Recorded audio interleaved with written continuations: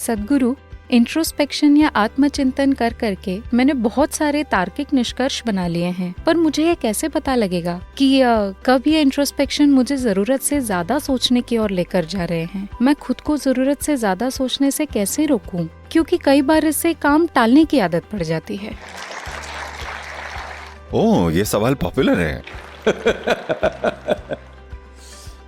देखिए, मान लीजिए आप ड्राइव कर रही हैं और सामने विंडशील्ड में देखने के बजाय आप पीछे वाले शीशे में देखकर गाड़ी चलाएं, पीछे देखने वाले शीशे में। तो मुझे लगता है आपको रिवर्स गियर में होना चाहिए, ना कि टॉप गियर में। हेलो? तो ये सारी इंट्रोस्पेक्शन वाली बकवासें आपको अंग्रेजों से मिली हैं, वो इसे लेकर आए थे। इस देश में हम इंट्रोस्पेक्शन पर विश्वास नहीं करते, क्योंकि देखिए, आप अपनी ही बकवास को समझने की कोशिश कर रही हैं। ये ऐसे काम नहीं करने वाला। अगर आप इससे एक दूरी बनाकर रखें तो आप साफ जान लेंगे कि ये क्या है। आपको इसके बारे में सोचने की जरूरत नहीं है। ये कुछ ऐसा है, मान लीजिए आज रात आपको दिल्ली एयरपोर्ट से फ्लाइट लेनी है, आपको जाना है, तो आपका फ्लाइट टाइम नजदीक आ रहा है, पर एक बड़ा ट्रैफिक जाम लगा हुआ है। आपको ट्रैफिक जाम कैसे लगेगा? बुरा लगेगा ना, भले ही आप अपनी सपनों वाली गाड़ी में बैठी हो, ठीक है ना? अब जैसे तैसे आप एयरपोर्ट पहुंची, प्लेन में बैठी और वो उड़ गया। अब आप ऊपर पहुंचे और फिर आपने नीचे देखा, अब भी जाम लगा था। अब ये कितना सुंदर लग रहा है, सफेद और लाल रोशनियों की लड़ियों जैसा। ये सच में सुंदर होता है। आपने इसे देखा है? हाँ, हुआ बस इतना है कि थोड़ी सी दूरी हो गई है ना? एक बार अगर थोड़ी सी दूरी बन जाए, अब ये समस्या नहीं होती। आपको पता है कि इसे कैसे संभालना है। और बड़े बड़े एहसास ऐसे ही होते हैं।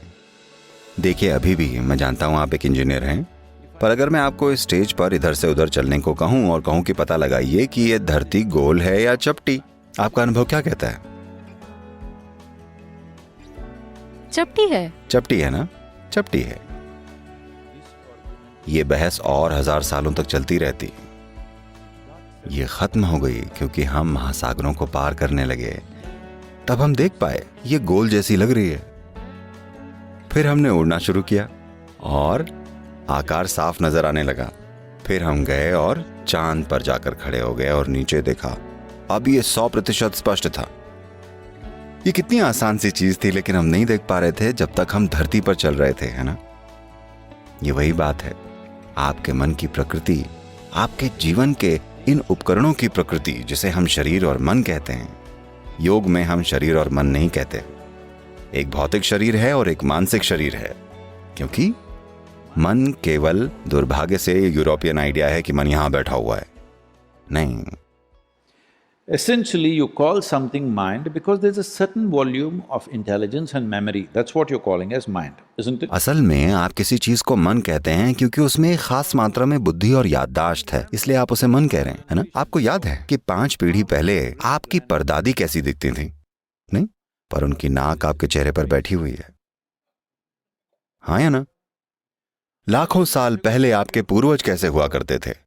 अब तक आपकी त्वचा की कोशिकाओं को यह याद है कि उनकी त्वचा का रंग कैसा था, हाँ या ना? तो आपके शरीर की हर कोशिका में उससे अरबों गुना ज्यादा यादें हैं जितनी आपके दिमाग में संभालने की क्षमता है, हाँ या ना? अभी हम सबसे जटिल केमिकल फैक्ट्री की बात कर रहे थे। अगर आप देखें कि डीएनए का एक मॉलिक्यूल 1 मिनट में जितने काम कर रहा है, इस धरती के सारे कारखाने मिलकर नहीं कर सकते।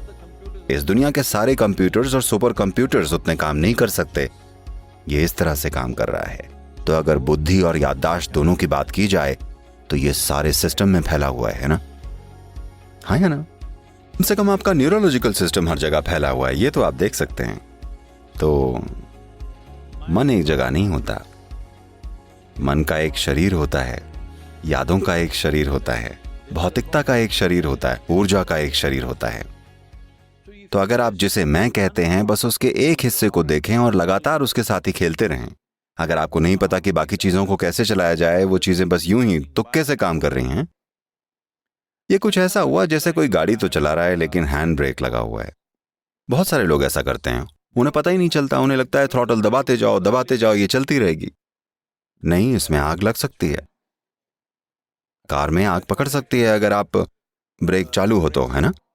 अभी ज्यादातर लोग ऐसे ही हैं क्योंकि वो किसी स्कूल या कॉलेज में आ गए हैं और अब उनमें थोड़ी सी तार्किक बुद्धि आ गई है, और वो भी हर तरह की बाहरी जानकारियों से, और उससे वो ये हर तरह के काम कर रहे हैं। इंट्रोस्पेक्शन, आत्मचिंतन, कौन किस पर आत्मचिंतन कर रहा है? ये सारे के सारे पश्चिमी विचार हैं जिन्होंने इंसानियत को बहुत ज्यादा तकलीफ पहुंचाई है, बहुत ही ज्यादा।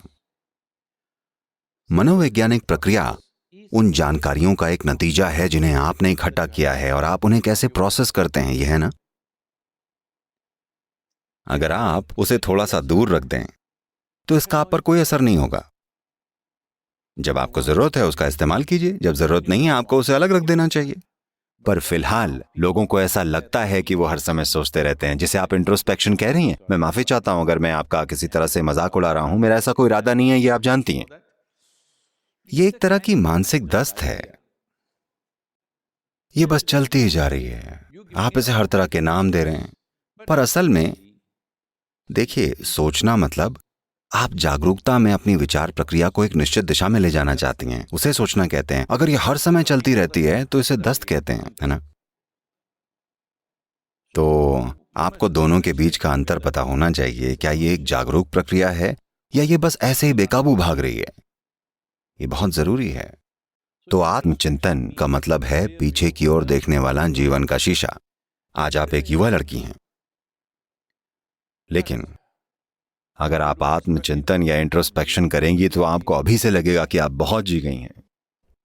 हाँ, सबसे बड़ी समझदारी की बात लोग ये सोचते हैं, शेक्सपियर ने निकाला था, मैं रहूं या ना रहूं। ये सवाल सबसे ज्यादा बुद्धिमानी भरा सवाल समझा जाता है। मुझे बताइएगा, अगर आप आनंद में होते, आप सोचते कि मैं रहूं या ना रहूं? केवल अगर आप दुखी हों तो, केवल तब जब आप जीवन को बोझ समझ रहे हों तभी आप ये सोचेंगे कि मैं रहूं या ना रहूं, है ना। तो कई मायनों में आपका आत्मचिंतन, चाहे आप ये थोड़ा थोड़ा करके कर रहे हों या ज्यादा, ये दिमागी बीमारियों की बुनियाद है, क्योंकि आप उस कचरे के डिब्बे में समाधान ढूंढने की कोशिश कर रहे हैं जिसको आप अपना मन कहते हैं। वहां है क्या? केवल वही जो आप में 5 इंद्रियों के माध्यम से आया है और कुछ भी नहीं। अगर आप कुछ नया ढूंढ रहे हैं तो मैं आपको यह बता दूं, अभी आप एक कंप्यूटर इंजीनियर हैं, बनने वाली हैं, राइट? बन चुकी हैं?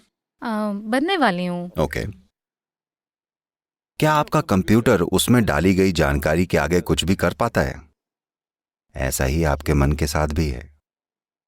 ये शरीर एक गणना की प्रक्रिया है, शायद उन कंप्यूटर से कहीं ज्यादा जटिल जिन्हें आप चला रहे हैं, पर असल में ये एक गणना करने वाला काम ही है। बिना जानकारी के ये काम नहीं करता। तो अगर आपको जानकारी पता है, आपने ही ये सॉफ्टवेयर लिखा है, आपको इसका डेटा पता है, तो आपको पता होगा कि ये क्या कर सकता है और क्या नहीं। तो उसमें आत्मचिंतन क्या करना है? तो क्या मैं ज्यादा सोच रही हूं या आत्मचिंतन कर रही हूं? दोनों की जरूरत नहीं है। आपको चीजों को देखने के लिए और स्पष्टता की जरूरत है। अगर आप किसी चीज को देखें, उसे उतनी ही स्पष्टता से देख सकें जैसी वो सच में है, तब किसी चीज के लिए आत्मचिंतन की जरूरत नहीं है। एक बार फिर मैं आपको ये याद दिला रहा हूं, अभी आप युवा हैं, पर ये चलेगा ना? मैं नहीं कह रहा हूं कि आप बच्ची हैं, मैं कह रहा हूं अभी आप एक युवा लड़की हैं। वैसे मेरी नजर में आप एक बच्ची ही हैं। तो